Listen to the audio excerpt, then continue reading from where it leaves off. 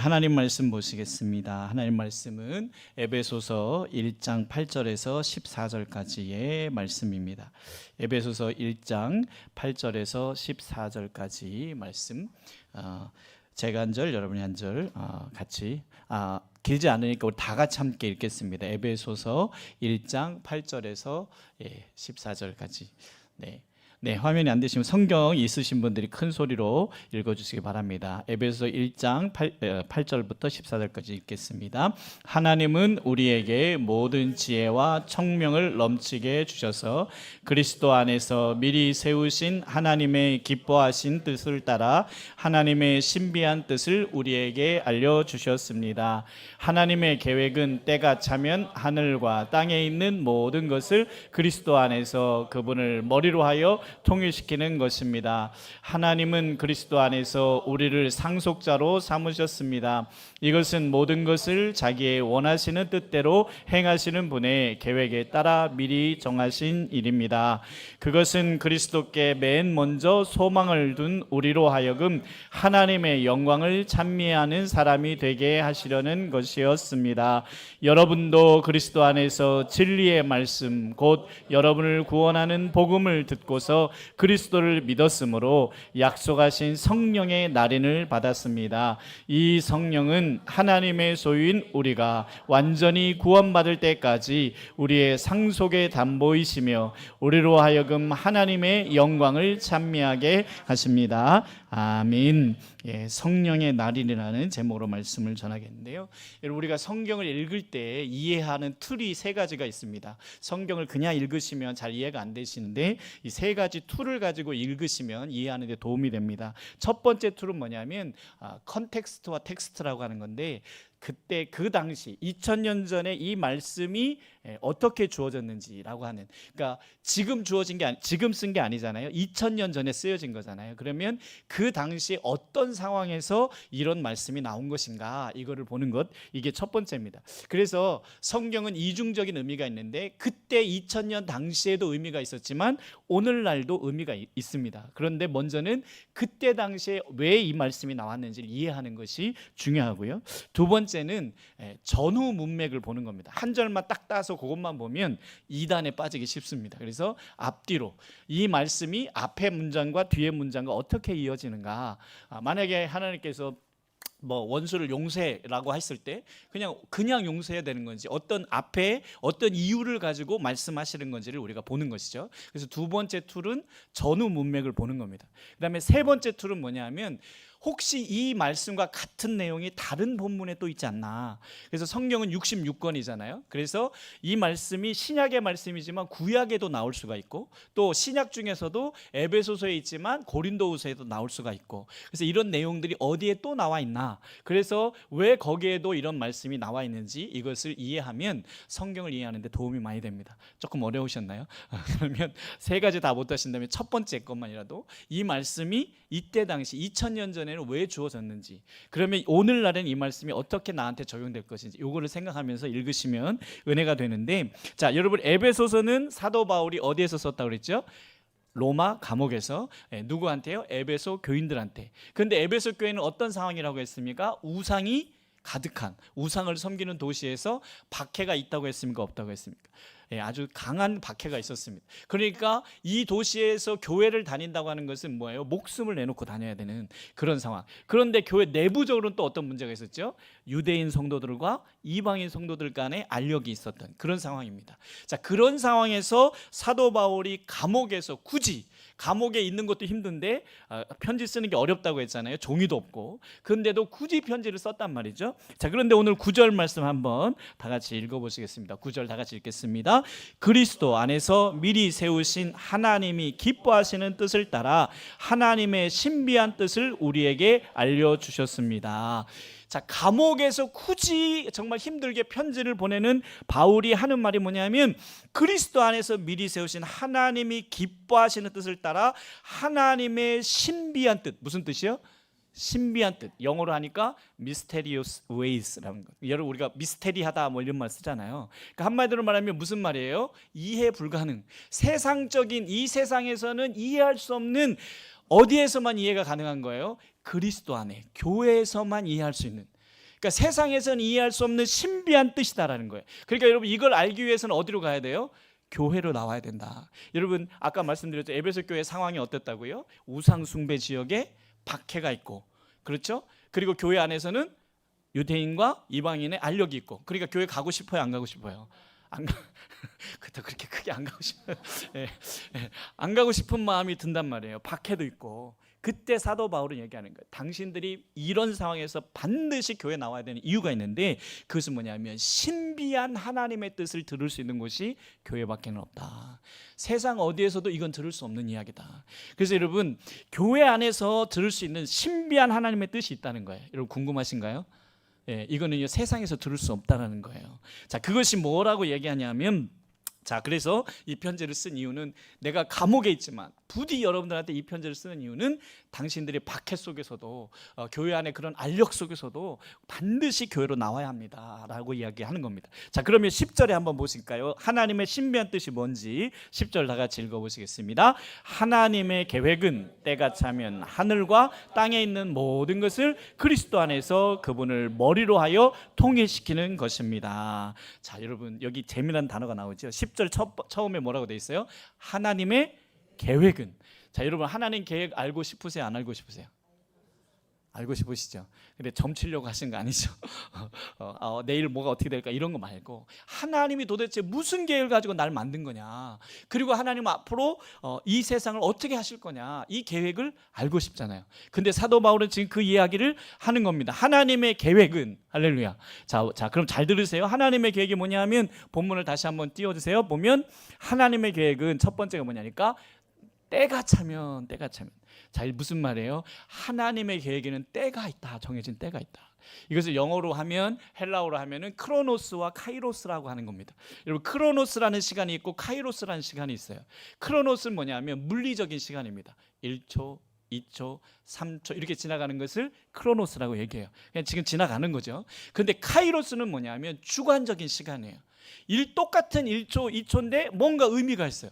이 시간은 다른 시간인 거예요. 하나님의 어떤 뜻과 내 인생에 중요한 일들이 일어나는 것, 이것을 이야기합니다. 그래서 여러분 나의 타이밍이 있고 하나님의 타이밍이 있습니다. 아멘이십니까? 자, 그러면 하나님의 타이밍과 나의 타이밍이 있다면 어떤 게 맞을까요? 우리가 알기는 너무 잘 알아요. 그렇죠? 하나님의 타이밍이 맞죠? 그러나 우리는 뭐라고 말합니까? 지금 주세요. 지금 돼야 돼요. 여러분 대학 지금 합격해야 돼요. 근데 하나님 뭐라고 그럽니까? 재수. 저도 재수했거든요. 여러분 재수할 때는요, 온갖 정말 창피한 생각, 내가 교회에서 얼마나 열심히 했는데 하나님 나를 재수를 시키십니까? 막 이러면서.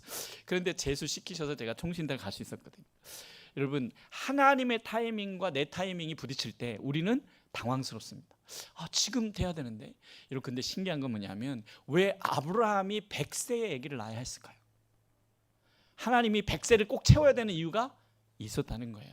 그래야 아브라함의 이야기가 온 인류에게 믿음의 조상으로 이야기가 되는 거예요. 또 요셉 같은 경우는 여러분 잘 아시잖아요. 감옥에 누명 쓰고 갔을 때 술 맡은 관원장의 꿈을 해석해 주잖아요. 그래서 이 사람이 방면되잖아요. 그러면 요셉은 뭘 꿈꿨을까요? 이 사람이 내 꿈 해몽대로 방면이 됐으니까, 복귀됐으니까 이제 뭐 해줄 거야? 이 사람이 나를 꺼내줘야 되잖아요. 그런데 여러분 깜깜무소식입니다. 무려 얼마나 깜깜무소식이었을까요? 2년 동안 소식이 없어요. 그럼 요셉은요, 희망 고문이죠. 자기가 꿈 해준 대로 당신을 복직할 겁니다 라고 했을 때 이 사람이 복직됐어요. 그러니 그 다음 날부터 이제 나갈 준비하는 거죠. 이제 언제 불러주나. 그런데 하루, 이틀, 일주일, 한 달 그러더니 1년이 지나갑니다. 그리고 2년이 가요. 여러분 이거 왜 하나님께서 나를 안 풀어주실까? 그런데 2년 후에 어떤 일이 벌어져요? 바로 왕이, 이집트 파라오가 꿈을 꿨는데 이 꿈을 해석하지 못하면 다 죽여버리겠다 이런 바람에 어떻게 돼요? 그 술 맡은 관원장이 죽지 않기 위해서 내 꿈을 해석했던 사람이 있습니다. 그래서 그 요셉을 그때 끄집어내잖아요.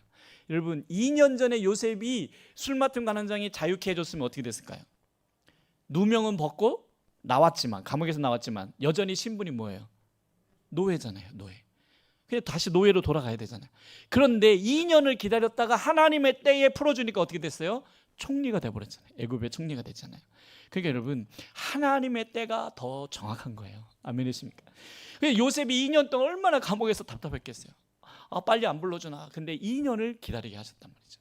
여러분, 지금 여러분 중에 혹시 하나님이 자꾸 누르고 계시고 왜 이렇게 안 풀리게 하실까, 왜 안 풀어주실까, 이런 분이 있다면 걱정하지 마세요. 하나님은 다 계획이 있습니다. 그럼 우리 뭐만 하면 돼요? 하나님을 붙잡기만 하면 돼요. 근데 문제는 하나님의 계획을 못 믿으니까 어떻게 돼요? 자꾸 놔버려요. 하나님을 자꾸 놔버려요. 자꾸 놔버리니까 어떻게 돼요? 더 늦어지는 거예요.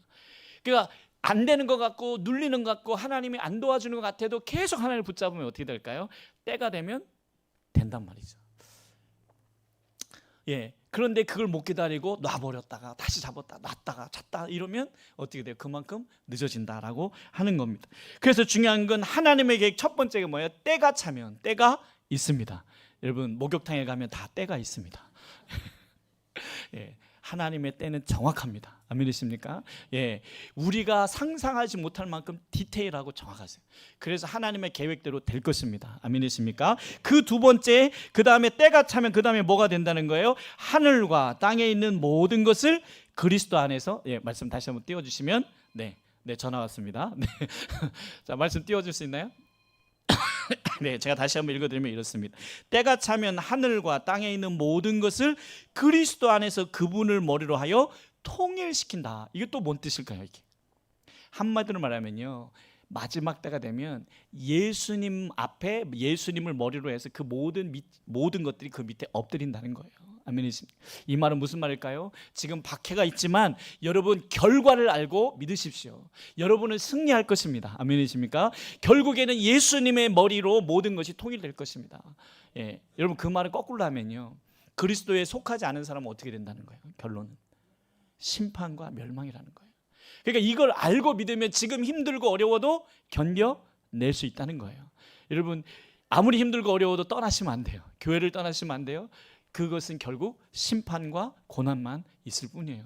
이것을 사도 바울은 이야기를 하고 있는 겁니다. 그러므로 여러분, 그리스도와 상관없는 것들의 결과는 더 처참하다는 것을 잊지 마시고 아무리 힘들어도 그리스도를 꽉 잡으셔야 됩니다. 아멘. 주먹으로 꽉 잡아보세요. 그 정도 잡아가지 안 될 것 같은데 꽉 잡으셔야 돼요. 자, 이제 거기서 끝나지 않습니다. 하나님의 계획을 설명하고 11절 말씀도 한번 보시겠습니다. 11절 다 같이 읽겠습니다. 하나님은 그리스도 안에서 우리를 상속자로 삼으셨습니다. 이것은 모든 것을 자기의 원하시는 뜻대로 행하시는 분의 계획에 따라 미리 정해진 일입니다. 아멘. 여러분, 상속 받아보셨나요? 할아버지나 부모님으로부터 땅 한 몇만 평씩 이렇게 한번 상속 받아보셨나요? 상속 받아보신 분만 알 건데, 상속자라고 하는 건 아직 내 거는 아니지만 내 거가 될 것이 있다. 아멘이십니까? 지금 내가 박해 속에 살고 있지만 우리는 상속자로 부르셨다는 거예요. 여러분, 이 상속자라고 하는 것은 굉장히 중요한데 다른 성경이 뭐라고 했는지 한번 보겠습니다. 로마서 8장 15절에서 16절입니다. 로마서 8장 15절에서 16절 다 같이 읽겠습니다. 여러분은 또다시 두려움에 빠뜨리는 종살이의 영을 받은 것이 아니라 자녀로 삼으시는 영을 받았습니다. 그래서 우리는 그 영으로 하나님을 아빠 아버지라고 부릅니다. 바로 그때에 그 성령이 우리의 영과 함께 16절. 바로 그때 시작. 바로 그때에 그 성령이 우리의 영과 함께 우리가 하나님의 자녀임을 증언하십니다. 아멘. 여러분, 놀라운 건요, 히브리어하고 우리나라 발음이 비슷한 게 많아요. 근데 아빠가 비슷합니다. 똑같아요. 아빠. 그래서 아빠가 비슷한데 우리도 아빠 아버지라고 부르는데 어떻게 부르냐니까 우리를 자녀 삼으시는 영. 개역개정에는 양자의 영이라 이렇게 얘기하셨거든요. 양자의 영. 우리가 하나님의 아들이 아닌데 하나님의 아들로 양자를 삼으셨다는 거예요. 누구를 통해서? 예수님을 통해서. 그렇게 돼서 우리가 하나님의 자녀가 됐는데, 근데 문제는 이거를 누가 보증하냐? 내가 하나님 자녀 된 걸 누가 보증하냐? 누가 했다고 그래서 16절에요. 성령님께서, 아멘이십니까? 우리가 하나님의 자녀임을 증언하십니다. 그러니까 마귀가 와서 그러는 거죠. 마귀가 와가지고 김지숙 집사는 교회는 다녔는데 집사긴 한데 하나님 자녀 아닙니다. 죄가 많습니다. 이렇게 말하면 성령님이 딱 와서 그러신다. 내가 변론합니다. 아닙니다. 예수님이 우리 김지숙 집사를 위해서 피를 흘려서 구원하셨습니다. 이렇게 딱 증언해 주신다는 거예요. 여러분, 든든한 백이 있으신 겁니다. 자, 이렇게 된 것은 11절, 우리 본문 11절에 보면 이렇게 말씀하시죠. 하나님은 그리스도 안에서 우리를 상속자로 삼으셨는데 이것은 모든 것을 자기의 원하시는 뜻대로 행하시는 분의 계획에 따라서 미리 정하신 일이다. 여러분, 주님이 정하신 일이에요. 얼렁뚱땅 된 게 아니라 계획 가운데 치밀하게 이루어진 일이라는 겁니다. 아멘이십니까? 오늘 이 자리에 오시게 됐고 우리가 큰 뜻 행복한 교회에서 같이 만나게 된 것도 하나님의 치밀한 계획인 것을 믿으시길 바랍니다. 아멘. 예. 자, 여러분 혹시 영화 배너라고 아세요? 배너? 아, 예. 좀 되셨네요. 그죠? 네. 영화 배너에 보면 이 배너가 친구의 누명을 받고 노예로 팔려가잖아요. 그런데 어디로 팔려갔냐면 노예 해군들이 쓰는 노예로 팔려갔어요. 그래서 해전하는 그 이제 전쟁하는 거기에 이제 노젓는 노예로 팔려갔는데 그만 이제 로마 군대가 공격을 받아서 배가 파손되는데 하필 그 배가 장군이 탄 배였어요. 그래서 이제 장군이 물에 빠지게 돼서 허우적거릴 때 이 배너에 희한하게 이 족쇄가 풀리면서 가서 이제 살려냅니다. 살려냈더니 장군이 살아난 다음에 넌 누구냐 그랬더니 저는 어떤 사람이다 했더니 노예인잖아요. 근데 자기 생명을 살려줬기 때문에 너무 고마우니까 자기 반지를 빼서 주면서 이제부터 너는 내 아들이다. 예. 할렐루야. 여러분 좋겠죠? 그러나 쉽게 되잖아요. 장군의 반지를 가졌지만 이 사람을 배너를 장군의 아들로 인정하기까지는 오랜 시간이 걸립니다. 주변 사람들이 인정을 못해요. 그리고 다 의심합니다. 저놈이 꿈꾸미를 가지고 저렇게 한 거지. 예, 그래서 배너가 장군의 아들로서 살아가기까지는 많은 시간이 걸려요. 사람들로부터 시험도 당하고 그런데 꿋꿋하게 이제 배너가 아들로서의 역할을 해내니까 결국 아들로 인정을 받고 원수를 갔거든요. 무슨 말이냐면 우리가 하나님의 상속자가 됐습니다. 아멘이십니까? 하지만 아직은 상속자답게 살지 못해요. 아까 우리 청년들이 찌질한 크리스찬이라고 얘기했잖아요. 아직도 여전히 찌질하게 살아요. 그래서 배너가 결국 그 아들로 인정받기까지 시간이 필요했어요. 여러 과정을 통해서 쟤는 장군의 아들감이 맞다. 여러분 우리가 처음에 예수를 믿고는 여전히 세상적인 것을 그대로 갖고 있지만 예수님을 믿고 은혜를 받으면서 기도로 문제를 해결해 가면서 어떻게 돼요? 점점 하나님의 상속자다운 모습으로 바뀌어 가더라. 아멘이십니까? 그래서 지금 아직 나는 찌질해. 걱정하지 마세요. 우리는 변할 것입니다. 어떻게 해요? 모든 문제 가운데서 하나님의 방법으로 해결하고 기도를 통해서 하나님을 경험하고 응답을 체험해 가면서 어떻게 돼요? 역시 믿음의 사람이구나 라는 것들을 인정받기 시작하게 될 거라는 거예요. 아멘이십니까? 그래서 여러분 지금 내가 좀 힘들고 정말 당당하지 못한 것 같아도 걱정하지 마세요. 우리는 하나님의 상속자입니다. 아멘. 그래서 남들이 너 상속자 아니야 막 손가락질해도 걱정하지 마세요. 누가 보증하신다고 했어요? 성령님이 보증하신다고 했어요. 그러니까 그거 믿고 우리는 어떻게 하면 돼요? 이제 상속자다운 삶으로 바뀌어 가셔야 돼요. 여러분 아버지의 상속자는 어떻게 해야 상속받을 수 있을까요? 아버지 뜻대로 해야 상속을 받죠. 아버지 뜻대로 안 하면 취소해버릴 수 있잖아요. 예? 상속권자가 취소해버리면 끝이잖아요. 그러니까 우리가 하나님의 상속자가 됐을 때 이제부터는 우리는 어떤 방법으로 살아가야 돼요? 하나님의 방법대로 살아가는 거예요. 지금 잘 안 돼도 삐그덕거려도 그러나 그렇게 해가면서 인정을 받기 시작한다. 아멘이십니까? 예, 그렇게 되는 것을 이야기합니다. 자, 그래서 사도 바울이 지금 에베소 교인들한테 당신들은 하나님의 상속자요. 그러니 서로 다투지 말고 상속자다운 모습을 보이십시오라고 이야기를 하고 있는 것입니다. 여러분 우리의 삶 속에도 그런 일들이 일어나기를 원합니다. 그리고 12절 말씀에 다시 본문 12절에 보면 다 같이 읽겠습니다. 그것은 그리스도께 맨 먼저 소망을 둔 우리로 하여금 하나님의 영광을 찬미하는 사람이 되게 하시려는 것이었습니다. 지난주에도 말씀드렸지만 창조의 목적이 뭐라고 그랬습니까? 찬양하라고. 구원의 목적도 뭐예요? 찬양하라고, 예배드리라고. 그렇죠? 자, 그런데 놀라운 건 에베소서 1장 3절부터 14절 가운데 찬양, 찬미라는 말이 4구절이나 나와요. 여러분 짧은 문장에서 기록하기도 쉽지 않은데 똑같은 단어들이 나왔다는 건 뭘까요? 굉장히 중요하다.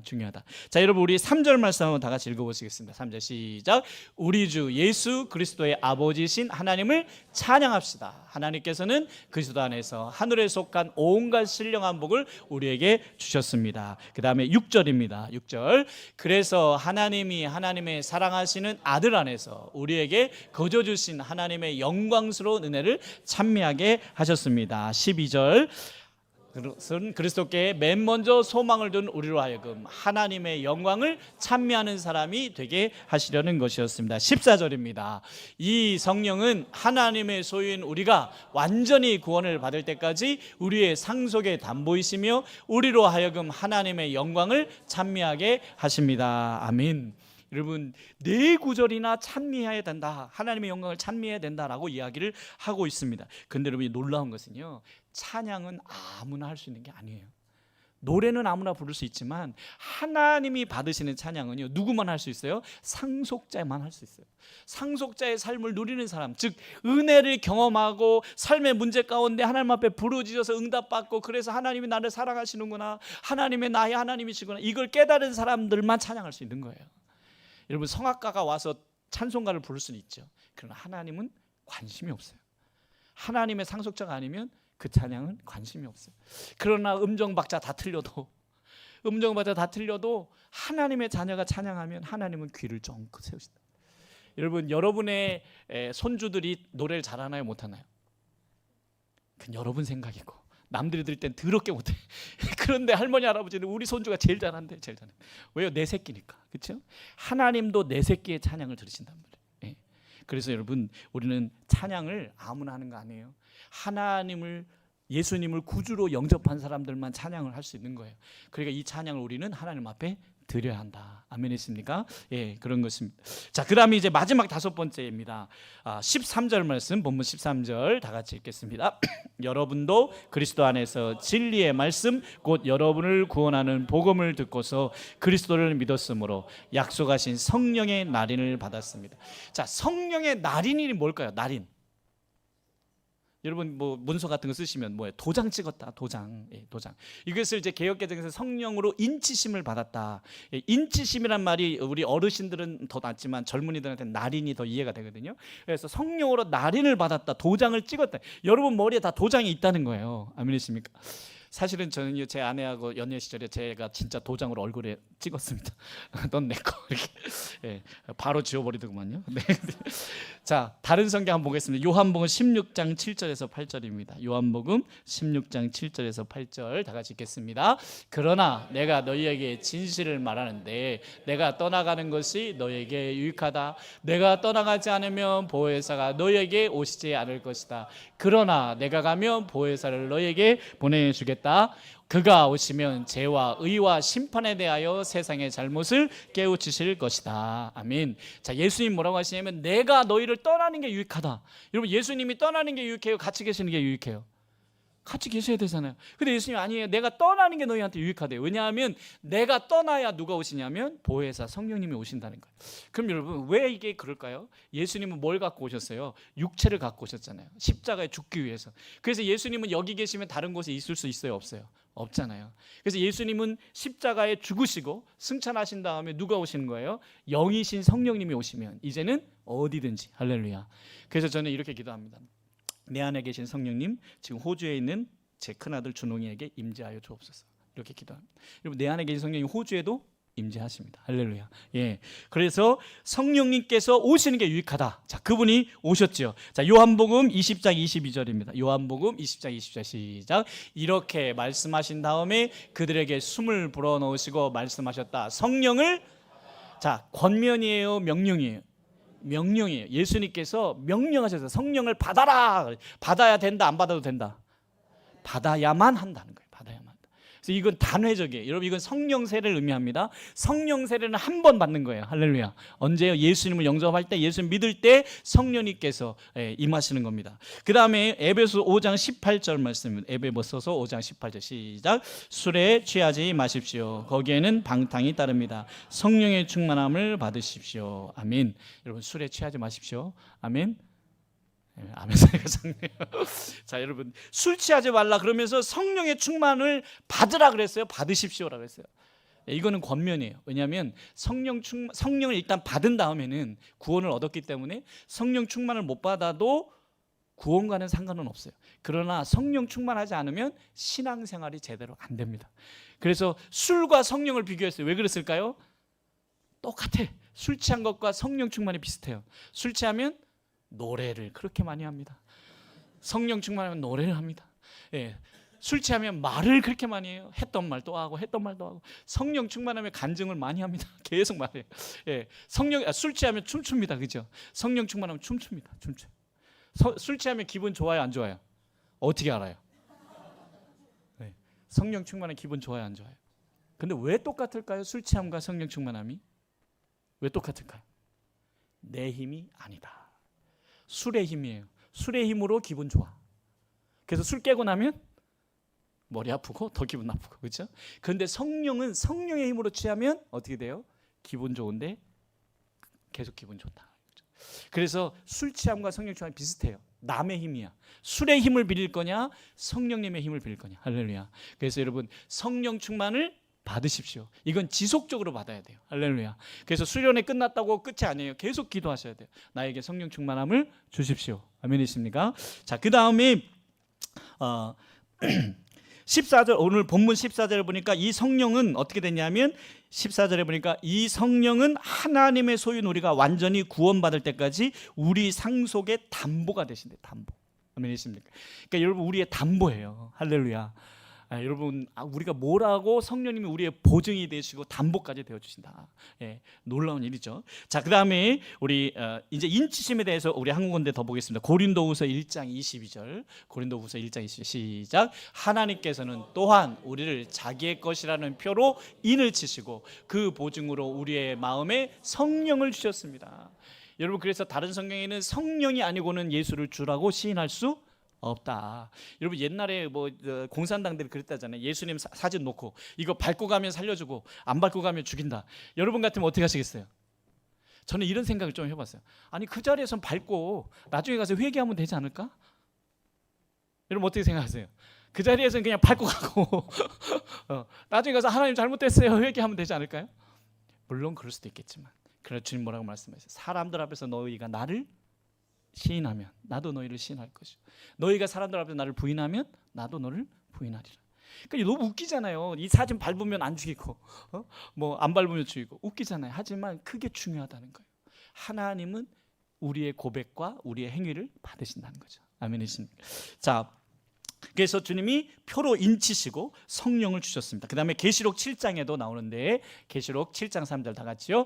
우리가 우리 하나님의 종들의 이마에 도장을 찍을 때까지는 땅이나 바다나 나무들을 해하지 말아라. 여러분 하나님의 종들에게 뭐 한다고? 이마에 도장이. 여러분 이마에 다 도장이 있습니다. 어디 가면 안 하면요 점집 가면 알아요. 점집 가면 예수 믿는 사람이네 알아요. 근데 무당이 예수 믿는 사람이네 안 하면 뭐예요? 도장이 없는 거예요. 도장이. 그때 또 점집에 가지 마세요. 나 확인해 보러 점집 가지 마시고 보이지 않지만 성령의 도장이 찍혀 있다는 거예요. 근데 이 도장에 부끄럽게 살면 안 된다. 그래서 어떻게 돼요? 성령 충만을 구하라고 얘기합니다. 출애굽기 12장 12절 말씀, 이 인이 어떤 역할을 하는지 한번 보시겠습니다. 시작. 그날 밤에 내가 이집트 땅을 지나가면서 사람이든지 짐승이든지 이집트 땅에 있는 처음 난 것을 모두 치겠다. 그리고 이집트의 모든 신을 벌하겠다. 나는 주다. 그다음에 13절. 문틀에 피를 발랐으면 그것은 너희가 살고 있는 집의 표적이니 내가 이집트 땅을 칠 때에 문설주에 피를 바른 집은 그 피를 보고 내가 너희를 치지 않고 넘어갈 터이니 너희는 재앙을 피하여 살아남을 것이다. 아멘. 이게 유월절이라는 거예요. 패스오버. 패스오버가 뭐냐면 건너뛴다. 건너뛴다. 그래서 죽음의 사자가 장자들을 죽이러 이집트에 왔는데 문설주에 뭐가 있으면 양의 피가 있으면 뛰었다는 거예요. 그래서 유월절이다. 패스오버라고 얘기하거든요. 여러분 마귀가 우리를 죽이러 왔는데 우리 이마에 뭐가 있으면 성령의 도장이 있으면 건너뛴다. 아멘이십니다. 근데 성령의 도장이 없으면 슉 하는 거예요. 자, 그래서 여러 성경에서 말합니다. 성령의 도장이 있다. 아멘이십니다. 이 도장을 주기 위해서 누가 오신 거예요? 예수님이 오신 거다라고 하는 것을 이야기합니다. 자, 이쯤 얘기하니까 이제 어떤 분들은 그런데 뭐 그래서 어쩌라고요? 목사님 그래서 뭐 어쩌라고요? 지금 먹고 살기도 바빠 죽겠는데 뭐 이거 꼭 알아야 됩니까? 자, 여러분 코로나 나 관심 없어. 코로나 난 무섭지 않아. 별거 아니야. 나 신경 안 써. 그런데 코로나가 걸려요, 안 걸려요? 걸리죠. 여러분 영적인 것에 관심 없다고 해서 영적인 문제가 해결되지 않습니다. 난 영적인 거 몰라도 돼. 아니. 모르면 죽는 거예요. 여러분 모르는 게 약이에요? 아는 게 힘이에요? 모르는 거 약은. 둘 다 맞아요. 무슨 말이냐면 모를 건 몰라도 되고 알 건 알라는 소리예요. 근데 우리는 뭐예요? 모를 건 알고, 예, 알 건 몰라서 탈이다 이 말이에요. 여러분 영적인 건 나는 몰라, 나 몰라, 뭐 성령이고 뭐 몰라, 그런다고 되는 게 아니에요. 내가 몰라도 그대로 된단 말이에요. 그래서 알아야 돼요, 몰라야 돼요? 알아야 돼요. 이것을 어디서만 들을 수 있어요? 교회에서만 들을 수 있다. 그래서 사도 바울은 에베소 교인들한테 박해가 있고 교회에서 다툼이 있지만 그래도 교회로 가야 합니다. 이 신비한 하나님의 뜻은 교회에서밖에 들을 수가 없습니다 라고 이야기를 하고 있는 거예요. 결론을 내리면 이렇습니다.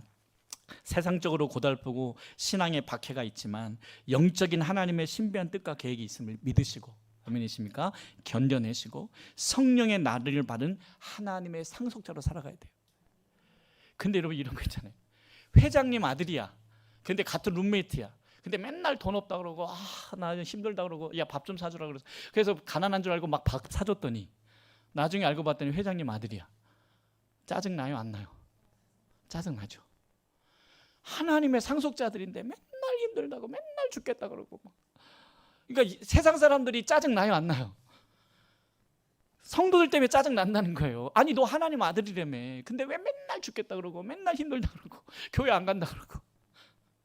전도는 고사하고 세상 사람들이 우리를 걱정한다니까 지금. 여러분 상속자답게 사십시오. 힘들지만 우리한테는 뭐가 있어요? 상속받을 게 있다. 할렐루야. 예. 그래서 지금은 내가 안 가지고 있지만 내게 올 거잖아요. 이것을 믿고 살아가야 한다는 겁니다. 이제 성경 한 구절만 읽고 기도하겠습니다. 로마서 8장 26절입니다. 다 같이 읽겠습니다. 이와 같이 성령께서도 우리의 약함을 도와주십니다. 우리는 어떻게 기도해야 할지도 알지 못하지만 성령께서 친히 이루 다 말할 수 없는 탄식으로 우리를 대신하여 간구하여 주십니다. 할렐루야.